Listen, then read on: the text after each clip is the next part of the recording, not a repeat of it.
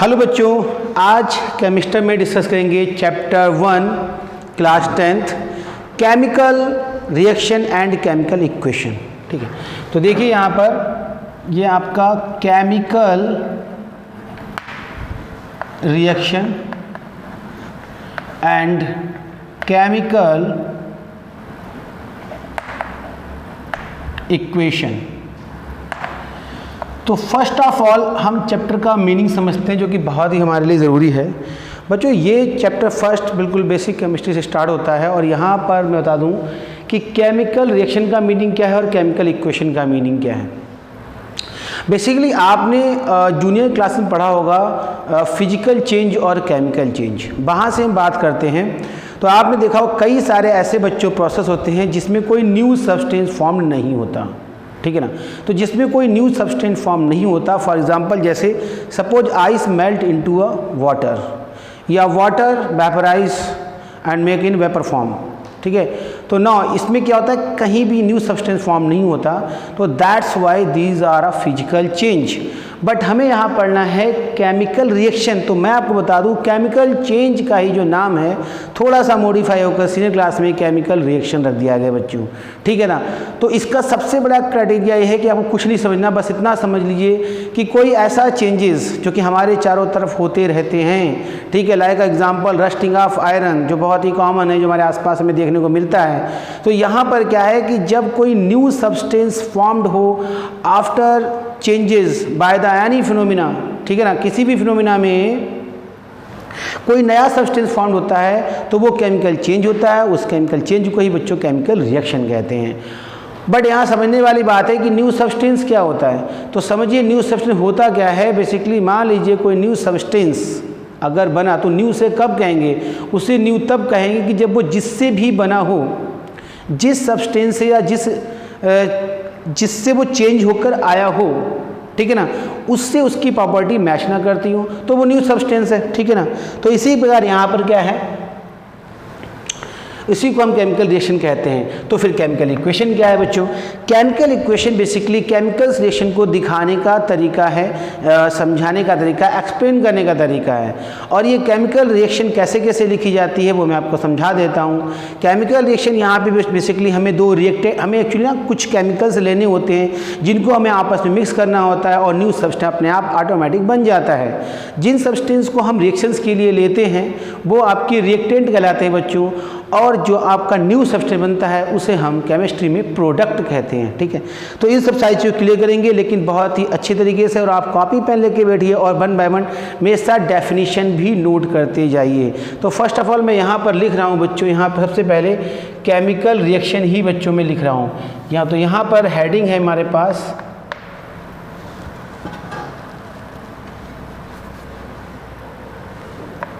Chemical reaction, chemical reaction बच्चों। तो इसको प्रॉपरली आप डिफाइन कर सकते हैं केमिकल रिएक्शन को कुछ इस तरीके से।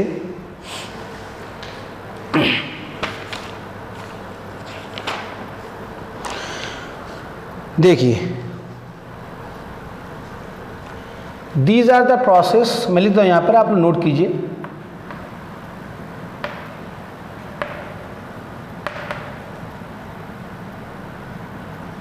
These are the process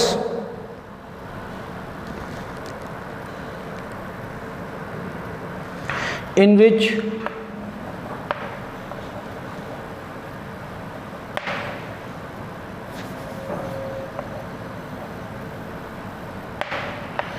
new substance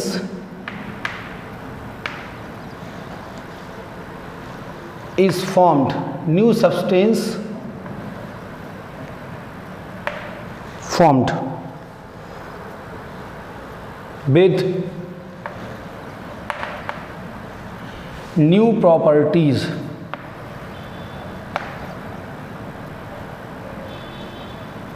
proper में आप लिखिए इसको तरीके से जैसे मैंने लिखाया हुआ है, ठीक है बच्चों। Now what about chemical equation. Chemical equation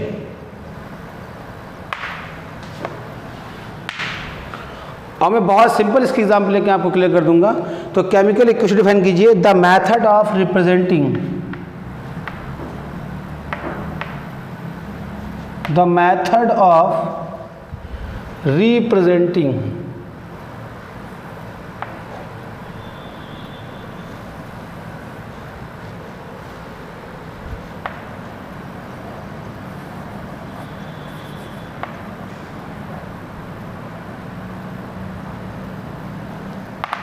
the method of representing a chemical reaction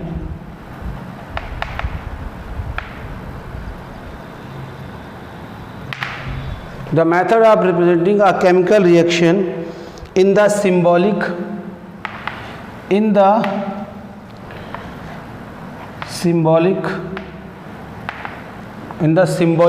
formula, in the symbolic or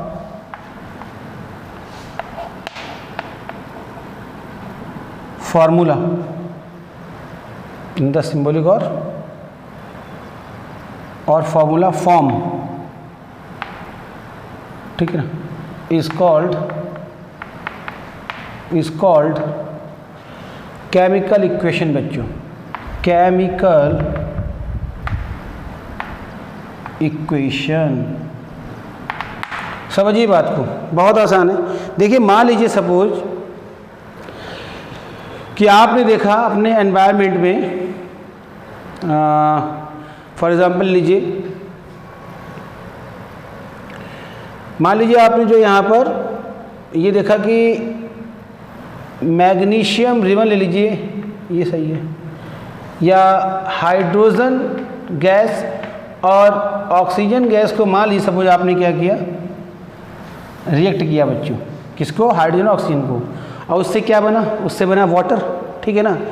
तो ये तो मैंने जो आपको बोला that is a chemical reaction, क्योंकि हाइड्रोजन एक गैस है, ऑक्सीजन एक गैस है, लेकिन जो बनता है उससे मिलके वो वाटर होता है, और वाटर एक लिक्विड होता है। तो लिक्विड तो एक्चुअली दोनों की स्टेट ही डिफरेंट है, यानी वाटर एक न्यू सब्सटेंस है। तो बच्चों वाटर अगर न्यू सब्सटेंस है तो फिर ये केमिकल रिएक्शन हो गई। लेकिन इसी केमिकल रिएक्शन को हम केमिकल इक्वेशन की फॉर्म में आपको शो करेंगे, और कोई तरीका है नहीं। तो यही तो केमिकल इक्वेशन है। तो वाटर जो हम दिखा रहे हैं न्यू प्रोडक्ट, हाइड्रोजन और ऑक्सीजन को मिलाने के बाद वो जो लिखने का तरीका, just like that we take a hydrogen now in a symbolic form, this is a hydrogen and O2, this is symbolic form, and gives an arrow, this is a arrow, it means gives या become, this is a H2O बच्चों, that's a water, ठीक है। तो जो ये show करने का तरीका है कि मैंने यहाँ पे हाइड्रोजन का सिंबल लिया, ऑक्सीजन का सिंबल लिया, लिखा ना यहाँ पे सिंबॉलिक या फिर फार्मूला फॉर्म, हाइड्रोजन का फॉर्मूला लिया, ऑक्सीजन का फॉर्मूला लिया और वाटर का फॉर्मूला लिया, और इस एरो बनाकर इस तरीके से दिखाया। तो ये दिखाने का जो तरीका, ये फॉर्म जो है बच्चों, ये क्या है, this is a chemical equation. ये बहुत सिंपल मैंने लिया ताकि आपको समझ सके, ठीक है ना, जस्ट लाइक, और इससे आगे कुछ नहीं है, ठीक है ना। अच्छा, अब इसमें एक चीज़ समझिएगा, यहाँ यहीं पर चीज़ समझ लीजिए बच्चों कि जो आपने ये स्टार्टिंग में जिनसे मिलकर रिएक्शन हुई, ठीक है ना, तो इन दोनों को क्या बोलेंगे, रिएक्टेंट बोलेंगे। क्या बोलेंगे, रिएक्टेंट। इसको भी डिफाइन कर देते हैं। और जो फाइनल हमारा बनता है आफ्टर चेंजेस न्यू प्रोडक्ट, इसको बोलेंगे प्रोडक्ट। क्या बोलेंगे, प्रोडक्ट। तो दोनों को यहाँ आप डिफाइन कर दीजिए प्लीज। तो देखिए बहुत आसान है, मैं डिफाइन कर रहा हूँ यहाँ पर। Substance which take part in a chemical reaction, simple. इसके लिए क्या लिख देंगे हम लोग लिख देंगे substance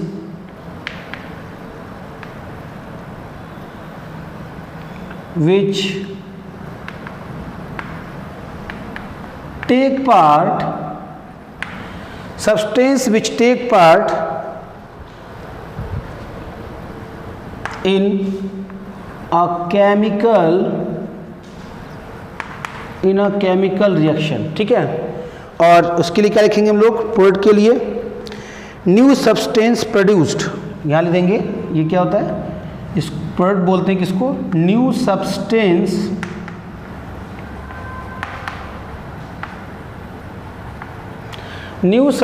produced after reaction,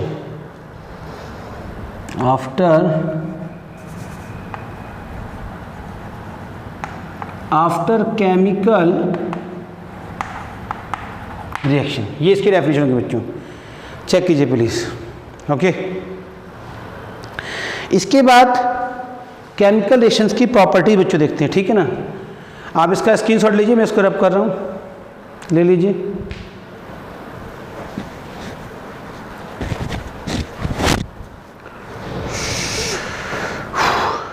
okay fine,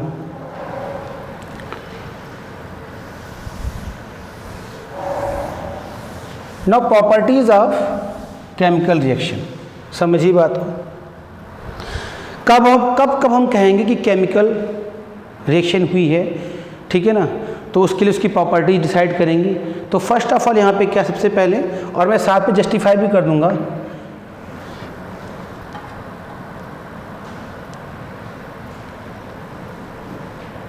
पहले इसमें लिखेंगे evolution of gas, evolution of gas. बच्चों हम केमिस्ट्री पढ़ रहे हैं, तो केमिस्ट्री में क्या होता है, जनरली हम लोग क्या करते हैं, टेस्ट ट्यूब लैब में होती है और उसमें रिएक्शंस कराते हैं, ठीक है ना, या बीकर या कंटेनर इस प्रकार कुछ होता है। तो अगर हम कुछ केमिकल्स मिला रहे हैं, रिएक्टेंट मिला रहे हैं, और गैस वहाँ पे हमें लगता है गैस प्रोड्यूस हो रही है, कभी तो हमें दिख जाती है गैस, कभी दिखती भी नहीं है, कलरलेस गैस होती है, बट यार पता लग जाता है। तो अगर गैस का वहाँ पे जो है प्रोडक्शन हुआ है, तो या वो केमिकल रिएक्शन है, you know, that is a chemical reaction, ठीक है। और ये चीज़ हम जस्टिफाई कैसे करेंगे, तो हर प्रॉपर्टी का मैं एक एक आपको एग्जांपल भी यहाँ पर दे दूँगा। जैसे देखिए, मैं आप बताऊँ को, मेटल अगर आप लेते हैं, इसका एग्जांपल देखिए, आपने मेटल लिया, जिंक ले लिया आपने, और इसमें आपने डाइल्यूट H2SO4 बच्चों मिला दिया, ये देखिए, और होगा क्या बच्चों, यहाँ आपको इसी मेटल का सॉल्ट मिल जाएगा, that is a zinc sulphate, और finally you get hydrogen gas. और ये आपको बाकायदा इस तरीके से टेस्ट ट्यूब में थोड़ा सा स्मोकी फॉर्म में हल्का हल्का वो दिखाई पड़ेगा, इतनी जल्दी तो नहीं दिख जाएगा आसानी से, ठीक है ना। So this the evolution of gas. आप इसमें जिंक होगी, इसमें आपने क्या भर दिया, डाइल्यूट H2SO4, आप एसिड डालेंगे तो भी, पर फ़र्क क्या है, सॉल्ट चेंज हो जाएगा। तो ये आपको जस्टिफाई करता है, yes this is chemical reaction, इसीलिए इसमें क्या है, गैस प्रोड्यूस हुई, ठीक है ना। और ऐसा नहीं है कि मैं आपको भी यहाँ पर जो प्रॉपर्टी दिखा रहा हूँ, कैरेक्टरिस्टिक दिखा रहा हूँ बच्चों, ऐसा नहीं कि एक ही रिएक्शन के लिए हो सकता हो दो तीन चीज़ें आपको एक ही रिएक्शन में दिखाई पड़ जाए, आप समझिएगा, ये बताऊँगा मैं आपको। जैसे नंबर 2 मैं लिख रहा हूँ यहाँ पे, एक तो एवोल्यूशन ऑफ गैस के लिए हो गई। सेकेंड आप बच्चों नोट कर लीजिए यहाँ पर, फॉर्मेशन ऑफ ए प्रेसिपिटेट, ये देखिए यहाँ पर, formation of precipitate, formation of precipitate, precipitate. तो इसमें देखिए, मान लीजिए आपने यहाँ पे इसका एग्जांपल लेते हैं, तो इसका एग्जांपल जैसे लेड नाइट्रेट ले लिया आपने, PbNO3 का होल ट्वाइस, फॉर्मूले आपको अच्छे से याद होने चाहिए, ठीक है ना। और यहाँ पे पोटेशियम आयोडाइड लिया बच्चों, ठीक है, ये आपकी एक्टिविटी है।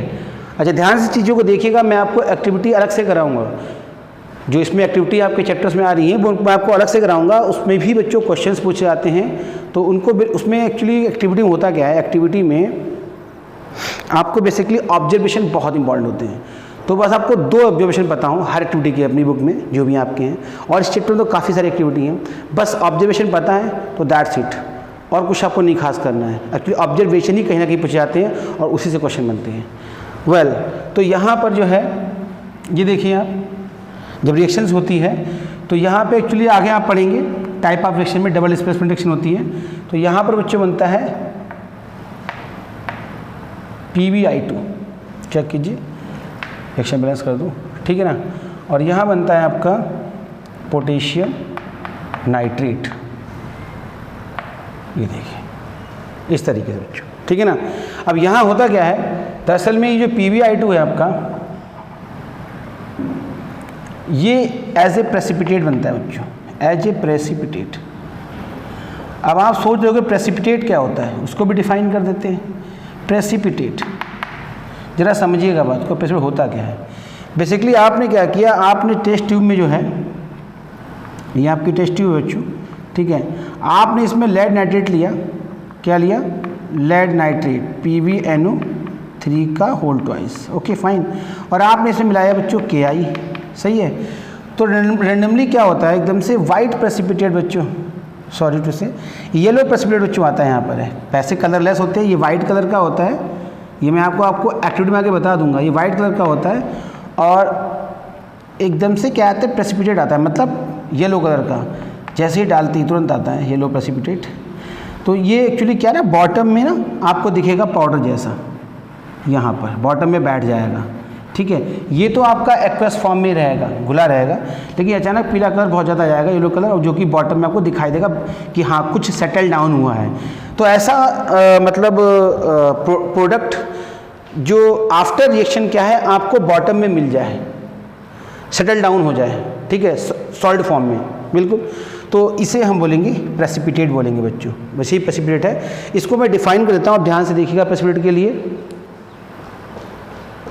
तो दरअसल इसे बोलते हैं इट इज़ अ इनसोल्यूबल, आप इसको डिफाइन कर दीजिए, it is a insoluble substance, it is a insoluble substance, ठीक है ना, एंड settle down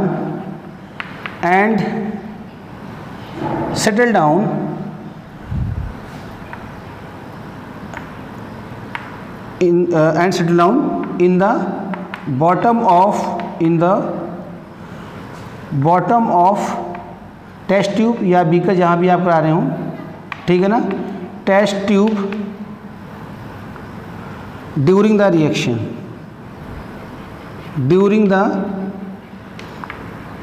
रिएक्शन,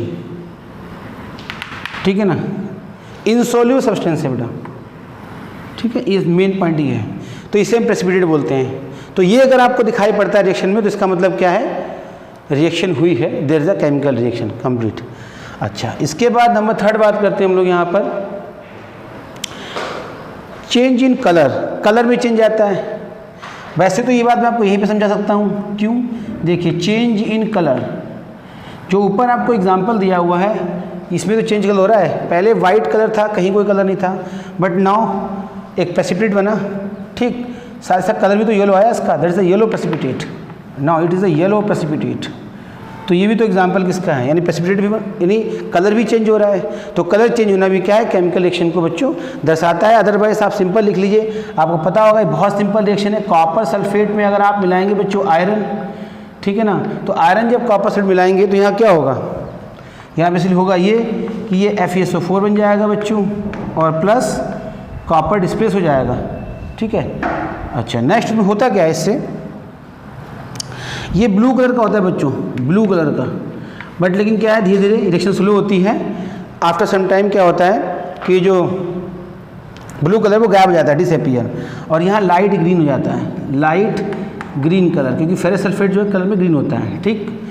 तो इसको भी मैं आपको एक्टिव थ्रू बताऊंगा, बट यहाँ समझ लीजिए। तो ब्लू कलर चेंज होगा किसमें, लाइट ग्रीन कलर में, यानी कलर में चेंज आया, यहाँ भी वाइट से येलो हो गया था। तो ये भी एग्जांपल इसका हो सकता है, ऐसी कोई बड़ी बात नहीं, ठीक है ना। मैंने पहले बोला था आपको, बहुत से रिएक्शन आप देखेंगे जिसमें 2-3 जो है कैरेक्टरिस्टिक आप देखेंगे एक साथ। ऐसा नहीं कि इसमें अगर मैंने कहा सिर्फ प्रेसिपिटेट ही बनेगा तो केवल प्रेसिपिटेट ही बनेगा, बट ऐसा नहीं, इसमें कलर का भी आप देख लीजिए, कलर भी साथ साथ चेंज हो रहा है, ठीक है। तो इसकी बच्चों पिक लीजिए, मैं इसको रब कर रहा हूँ, ले लीजिए। नेक्स्ट हम देखेंगे यहाँ पर चेंज इन स्टेट बच्चों, ठीक है ना, स्टेट में चेंज देखेंगे, मैं इसे रब कर रहा हूँ, ये देखिए,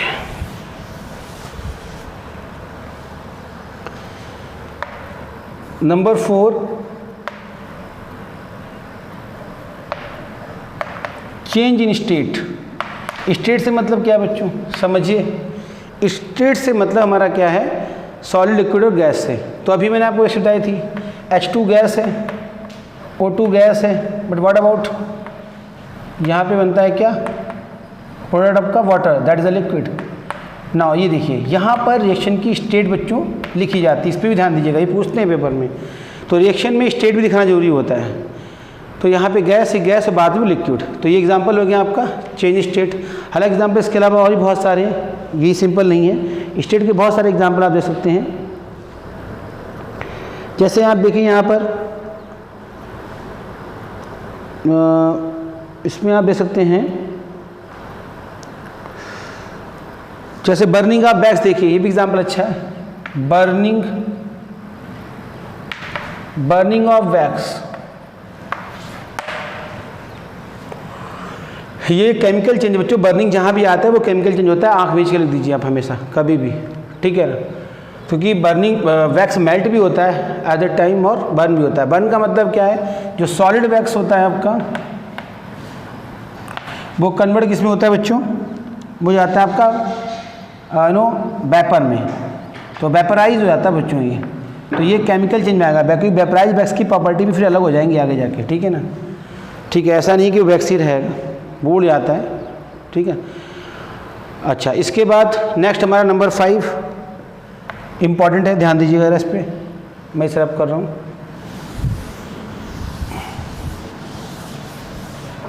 देखिए नंबर 5 यहाँ पर होगा बच्चों चेंज इन टेम्परेचर।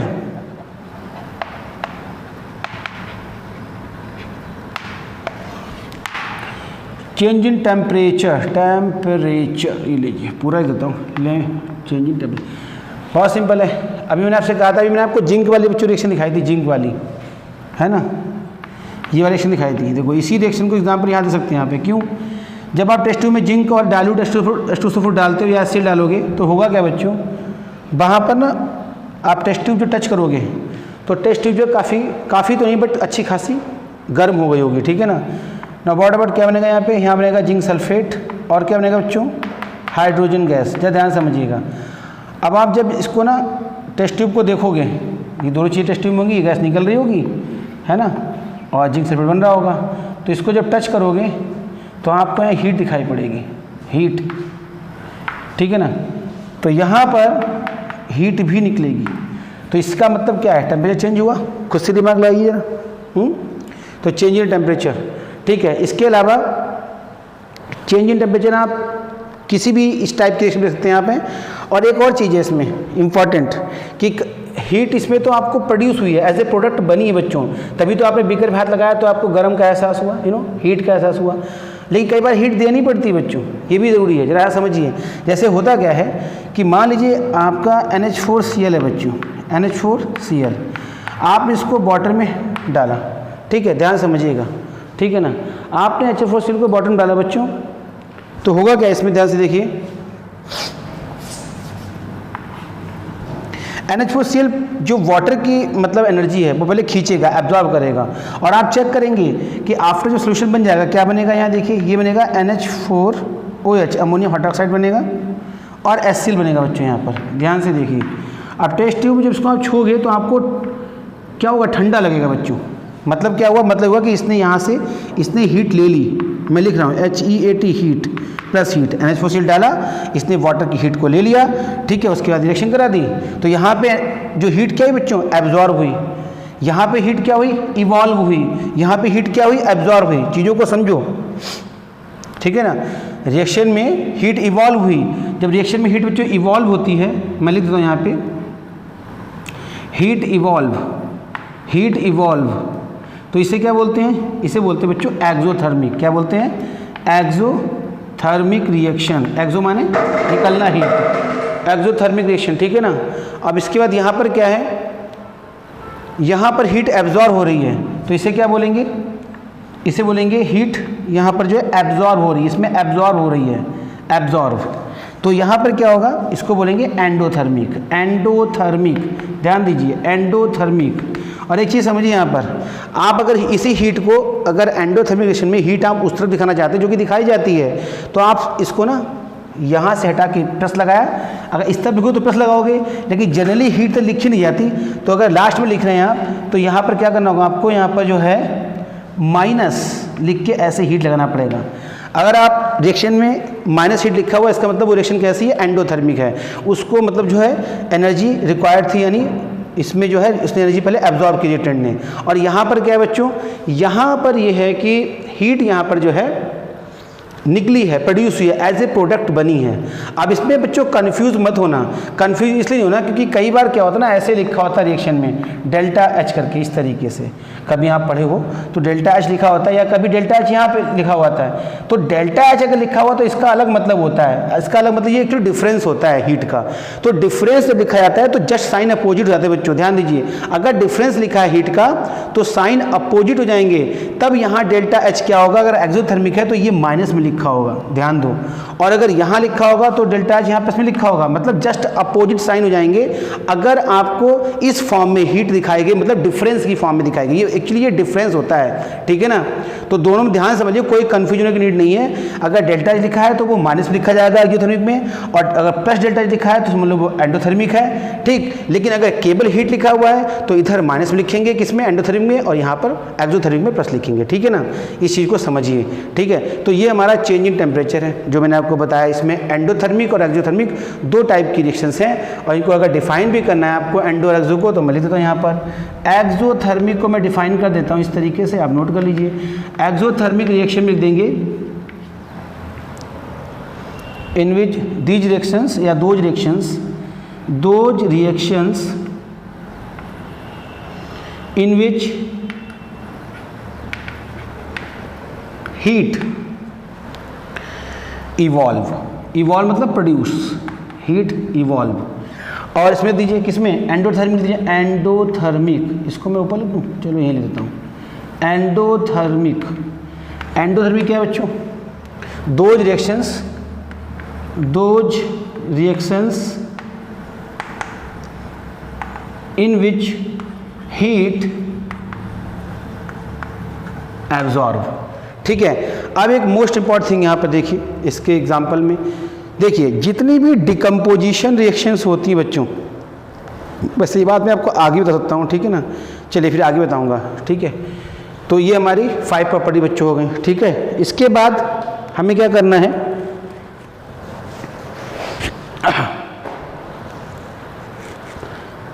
नेक्स्ट हमारा जो है इसमें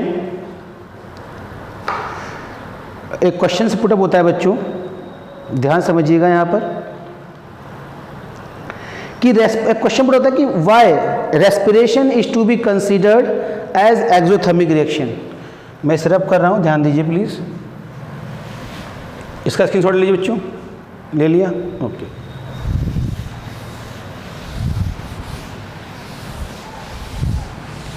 क्वेश्चन बच्चों ये यहाँ पर पुटअप होता है कि रेस्पिरेशन को जो है, रेस्पिरेशन बारे में पढ़ा हुआ आपने, रेस्पिरेशन जो है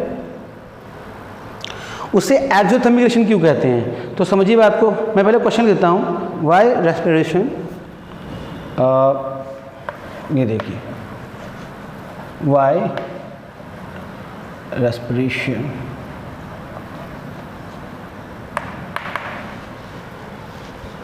रेस्पिरेशन is called या is to be considered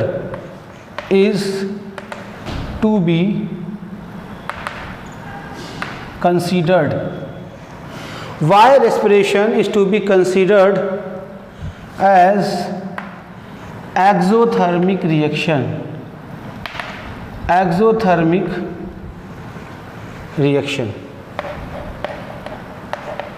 तो इसका आंसर बच्चों क्या होगा, देखिए बहुत सिंपल सी बात है।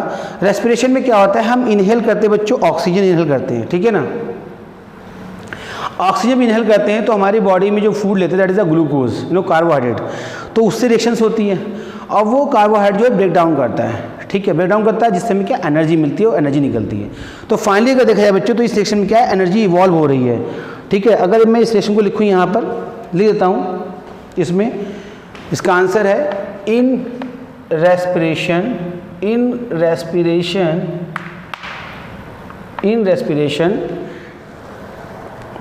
glucose undergoes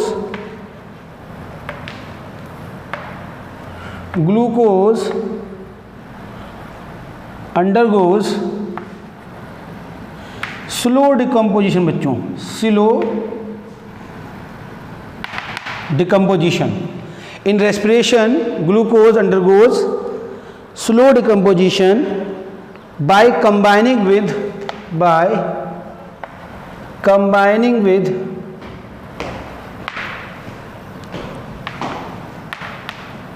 oxygen molecule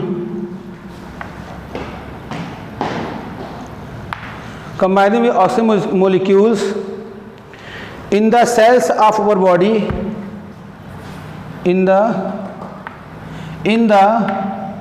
cells of our body, क्योंकि बच्चों ये ना हमारी सेल के अंदर रिएक्शंस होती है, सेलुलर एक्सप्रेशन भी कहते हैं, ठीक है ना। Molecules in the cells of our body to produce energy, to produce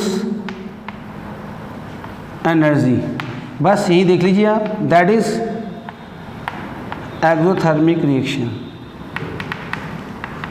ठीक है, रिएक्शन दिखा दीजिए आप। रिएक्शन बहुत आसान है। रिएक्शन में क्या है, आपने फोटोसिंथेसिस रिएक्शन पढ़ी होगी, तो फोटोसिंथेसिस में क्या होता है बच्चों, देखो समझने की कोशिश करना। फोटोसिंथेसिस में होता है कि ग्लूकोज होता है वहाँ पर, और CO2 क्या है हमें मिलता है, CO2 मिलता है हमें कार्बन डाइऑक्साइड से, मतलब सॉरी CO2 जो है वो एटमॉस्फेयर से मिलती है, और वाटर हमें कहाँ से मिलता है, नीचे ग्राउंड से प्लांट लेता है, ठीक है ना। और उसके बाद बनता है क्या बच्चों, ग्लूकोज बनता है और ऑक्सीजन गैस प्रोड्यूस होती है।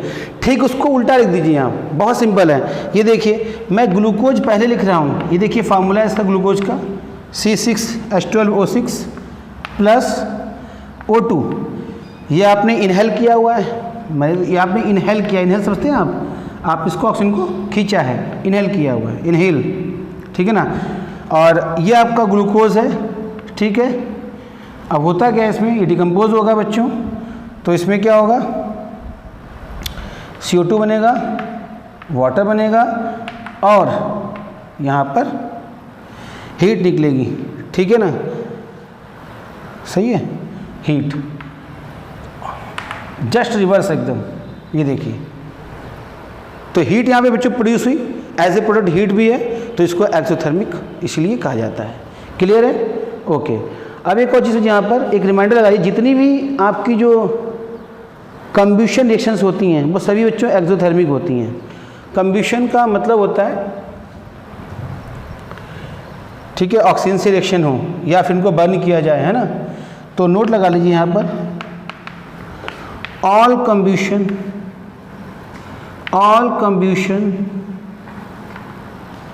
रिएक्शन आर एक्सोथर्मिक, समझिए ध्यान से। कंब्यूशन नहीं, इसका एक मिनट रुकिए, कंब्यूशन नहीं है बच्चों यहाँ पे।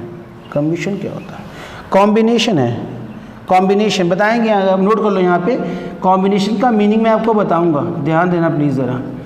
अब देखिए ध्यान से, all combination reactions are exothermic बच्चों, ठीक है, ये समझने वाली बात है, ठीक है ना।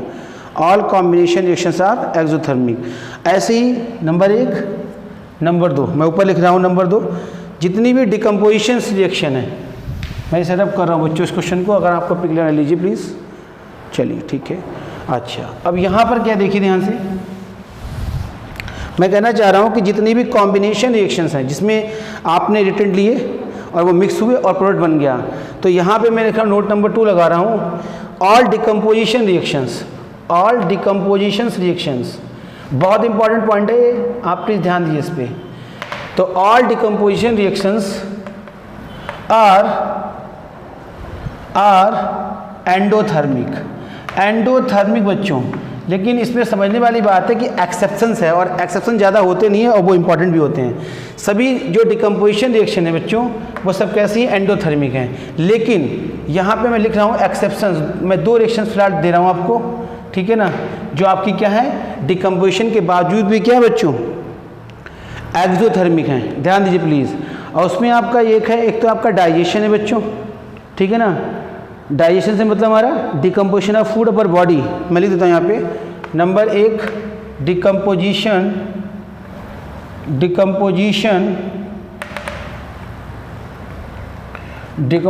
Of food in our body, ठीक है।